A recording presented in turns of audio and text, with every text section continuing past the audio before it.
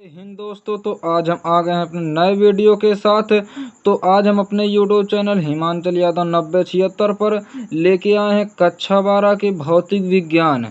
तो कक्षा 12 के भौतिक विज्ञान, तो आज दोस्तों हम स्टार्ट करने वाले हैं चैप्टर नंबर 1। तो आज हम चैप्टर नंबर 1 ये स्टार्ट करने वाले हैं वैद्युत आवेश तथा वैद्युत क्षेत्र, जो चैप्टर का नाम है।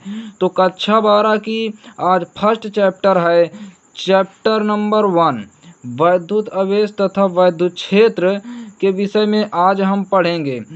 तो इसकी पहली टॉपिक है वैद्युत आवेश। तो वैद्युत आवेश आवेश किसी वस्तु का वह गुण है जिसके कारण वह वैद्युतात्मक प्रभाव का अनुभव करता है।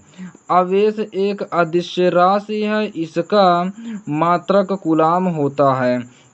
आवेश की संकल्पना इलेक्ट्रॉन के आधार पर दी जाती है। आवेश की जो संकल्पना है वो इलेक्ट्रॉन के आधार पर बेस पर दिया जाता है।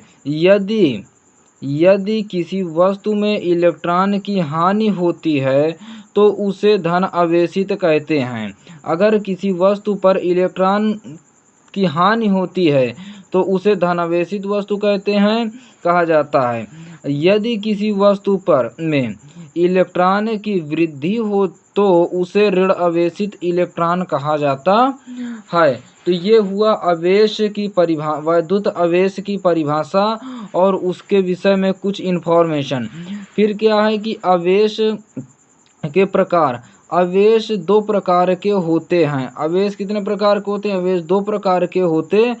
एक तो धन आवेश और दूसरा ऋण आवेश। तो धन आवेश क्या होता है कि इलेक्ट्रॉन की हानि, जिसमें इलेक्ट्रॉन की हानि होती है उसे धन आवेश कहते हैं। दूसरी परिभाषा में आप इसे कह सकते हैं कि जो इलेक्ट्रॉन दाता होता है, जो इलेक्ट्रॉन किसी को दान करता है उसे धन आवेश कहते हैं।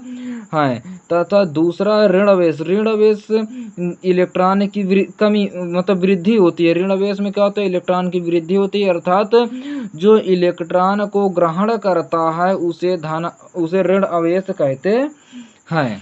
उसे ऋण आवेश कहते हैं। फिर क्या? सजातीय आवेश। जो सजातीय आवेश एक दूसरे को प्रतिकर्षित करते हैं। इसका कहना है कि जो सजातीय आवेश मतलब कि एक जाति के होते हैं, जैसे कि प्लस प्लस होते हैं तो वो एक दूसरे को प्रतिकर्षित करते हैं, मतलब दूर भागते हैं, एक दूसरे से दूर भागते हैं तो वो प्रतिकर्षित करते हैं। और जो तथा विजातीय आवेश एक दूसरे को आकर्षित करते हैं। जो विजातीय आवेश होते हैं, जैसे कि प्लस माइनस होते हैं, तो वो एक दूसरे को अपनी ओर आकर्षित कर लेते हैं।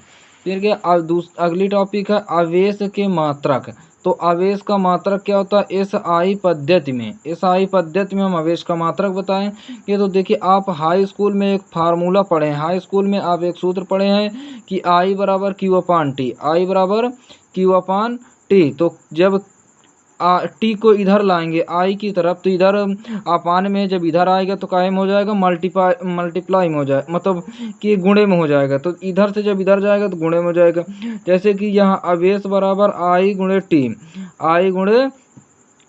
तो एम्पियर, इसका देखो आई का मात्रक होता है एम्पियर। आई का मात्रक होता है एम्पियर गुणे टी। समय का मात्रक होता है सेकंड।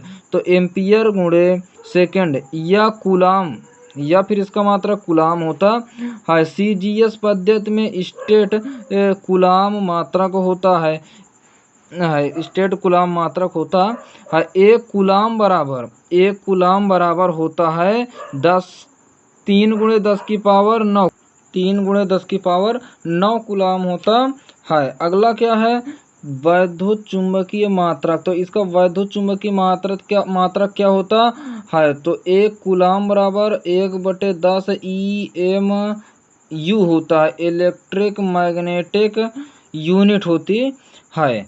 फिर क्या है? देखो, ये सबसे इम्पोर्टेंट है, ये कभी कभी एग्जाम में पूछ लेता है कि वैद्युत आवेश का सबसे बड़ा मात्रक। तो वैद्युत आवेश का सबसे बड़ा मात्रक फैराडे होता है, इसे F से डिनोट करते हैं। एक फैराडे बराबर होता है 96,500 कूलाम। एक फैराडे बराबर 96,500 कूलाम होता है। देखिए, आप इसे जरूर पढ़िए, ये आपको आगे न्यूमेरिकल करने में बहुत आसानी होगी। अगर ये नहीं पता तो आप न्यूमेरिकल तनिक भी नहीं कर सकते, एक भी स्टेप नहीं बढ़ सकते हैं। तो इसलिए हम कहते हैं कि आप इसे अभी से बराबर पढ़िए। तो देखिए आपको और अन्य मात्रक भी हम बता रहे हैं, अन्य मात्रक और इसके तमाम मात्रक हैं। एक झौआ भी मात्रक बताएंगे हम। देखिए एक माइक्रो कूलाम बराबर होता है 10⁻⁻6 कूलाम। एक माइक्रो कूलाम बराबर 10⁻⁻6 कूलाम। दूसरा एक नैनो कूलाम बराबर 10⁻⁹ कूलाम। एक पीको कूलाम बराबर 10⁻12 कूलाम। तो एक मिली कूलाम बराबर 10⁻³ कूलाम। तो देखिए आप इसका चाहो तो स्क्रीनशॉट ले लीजिए, या तो फिर आप इसे कहीं नोट कर लीजिए। फिर अगली टॉपिक है वैद्युत आवेश के मूलभूत गुण। वैद्युत आवेश के मूलभूत गुण, इसमें देखिए पहली टॉपिक क्या है कि आवेश का संरक्षण। आवेश का संरक्षण कैसे करते हैं ये देखिए। तो आवेश के नियमानुसार किसी विलगित निकाय में कुल आवेश नियत रहता है।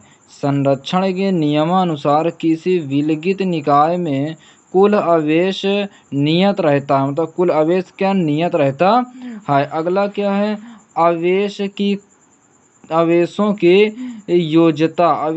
योज्यता क्या है। तो किसी निकाय का कुल वैद्युत आवेश विभिन्न अवयवीय कणों पर उपस्थित भिन्न भिन्न आवेशों के बीच गणितीय योग के बराबर होता है। क्या कह रहा है, किसी निकाय का कुल वैद्युत आवेश विभिन्न अवयवीय कणों पर उपस्थित भिन्न भिन्न आवेशों के बीच गणितीय योग के बराबर होता है। अगली टॉपिक आपके सामने है आवेश का क्वांटीकरण। आवेश का क्वांटीकरण क्या है। तो क्वांटीकरण के सिद्धांत के अनुसार किसी वस्तु पर आवेश ई मतलब इलेक्ट्रॉन होता है, ठीक। इलेक्ट्रॉन के आवेश का पूर्ण गुणांक होता है, जिसे मूल्य आवेश कहते हैं, जिसे कि मूल्य आवेश कहते हैं। इसे ई से प्रदर्शित करते हैं। आवेश का यह गुण आवेश की क्वांटम प्राकृतिक अथवा आवेश का क्वांटीकरण कहलाता है। तो आवेश का यही गुण क्या कहलाता है, आवेश का क्वांटीकरण कहलाता है। फिर आगे क्या है कि आवेश Q बराबर ±NE। Q बराबर ±NE। N क्या है, स्थानांतरित इलेक्ट्रॉन की संख्या है, स्थानांतरित इलेक्ट्रॉन की संख्या है। Q क्या है, Q आवेश है। E क्या है, E आवेश इलेक्ट्रॉन का आवेश है, ई इलेक्ट्रॉन का आवेश है। तो एक इलेक्ट्रॉन, देखो इलेक्ट्रॉन बराबर होता है, इलेक्ट्रॉन जहाँ लिखा वहाँ पास आप लिख सकते हैं 1.6 × 10⁻¹৯ कूलाम होता है। ये भी बहुत ज़रूरी है, आपको हर जगह न्यूमेरिकल सॉल्व करने में इसी का यूज किया जाता है। तो आप इसे कहीं ना कहीं नोट कर लें या फिर याद कर लें।